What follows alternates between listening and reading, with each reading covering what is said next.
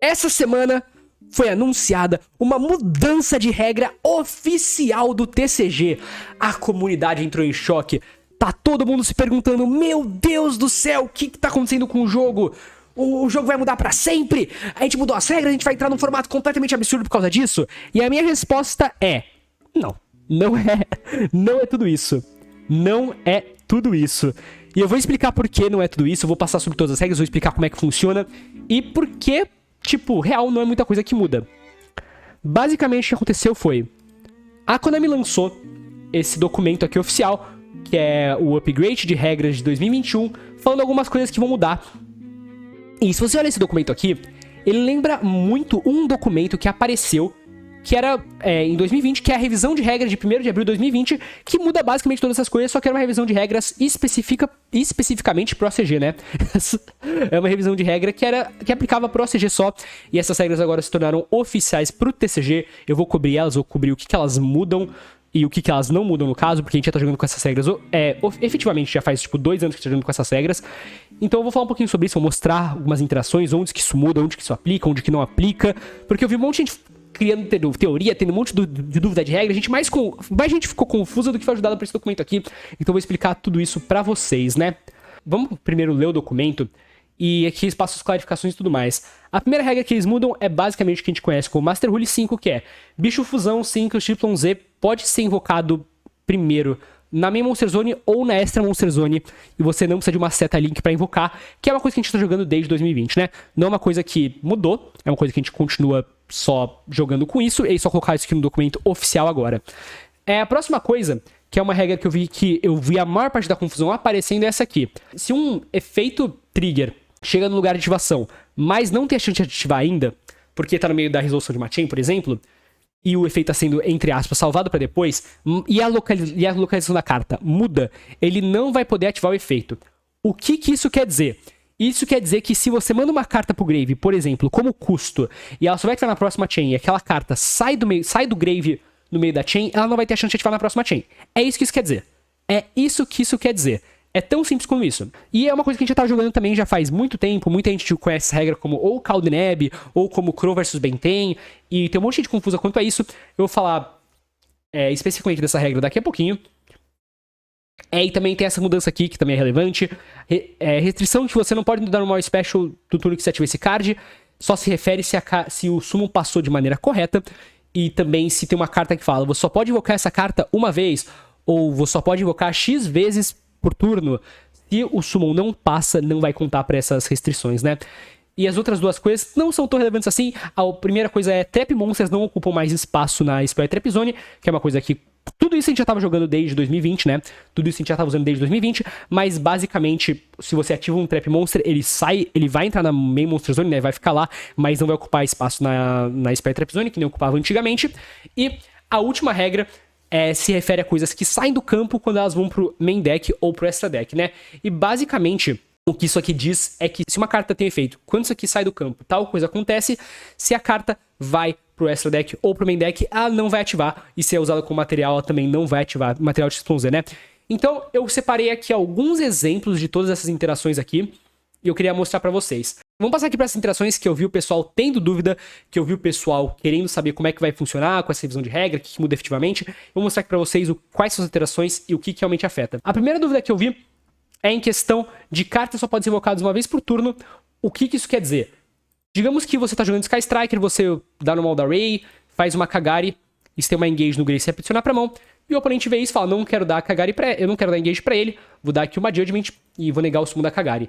A Kagari, assim como todos os outros Sky Strikers do Extra Deck, tem essa restrição que você só pode dar Special Summon desse bicho uma vez por turno. Mas já que a Summon foi negada, com a nova visão de regra você pode, por exemplo, jogar uma Hornet Drones, fazer um token, fazer outra Kagari, efeito da Kagari, pega a Engage pra mão e você ganha o jogo com o poder da Engage, né?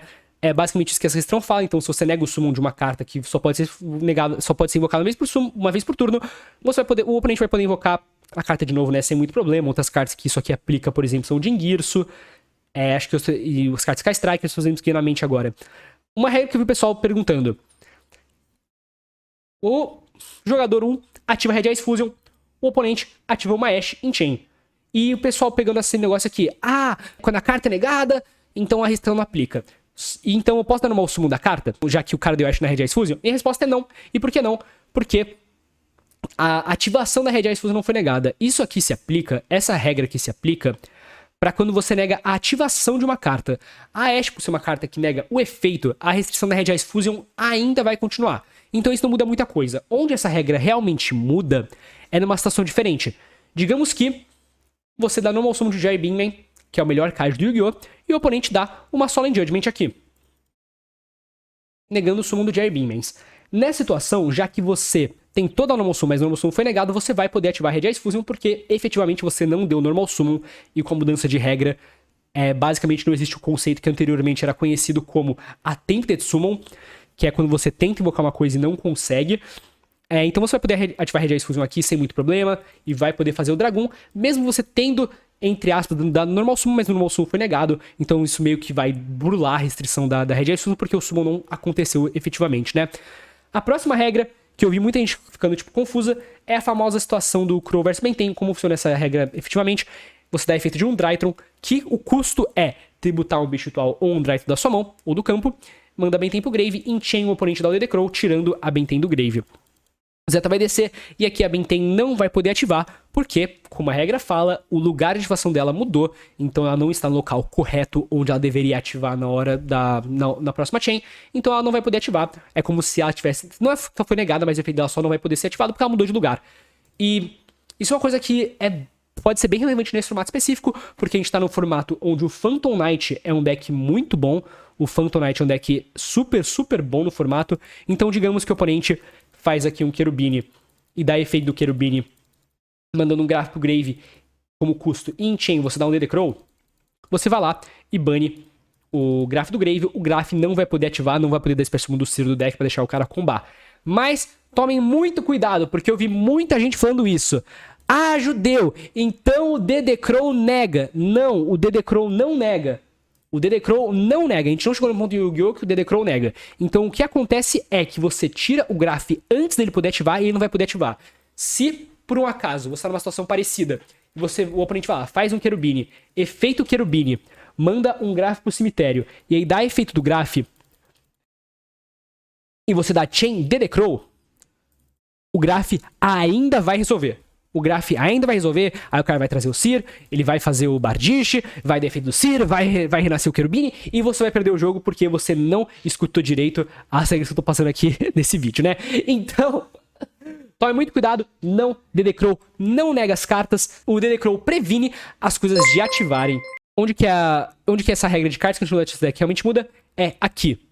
Basicamente, essa regra pega muito especificamente a carta conhecida como Absolute Zero, que o que o Absolute Zero faz? Se esse card sai do campo, destrói todos os mundos que o oponente controla, então digamos que você tem um Absolute Zero, você bate num Jerry Beansman aí, que é o melhor card do Yu-Gi-Oh! O oponente tem o melhor campo do jogo, né? O oponente dá Chain Compulsory pra voltar o Absolute Zero pro extra deck, né? Antigamente, esse Absolute ia trigar e ia destruir o campo inteiro, hoje em dia aí não triga mais porque o extra deck não ativa.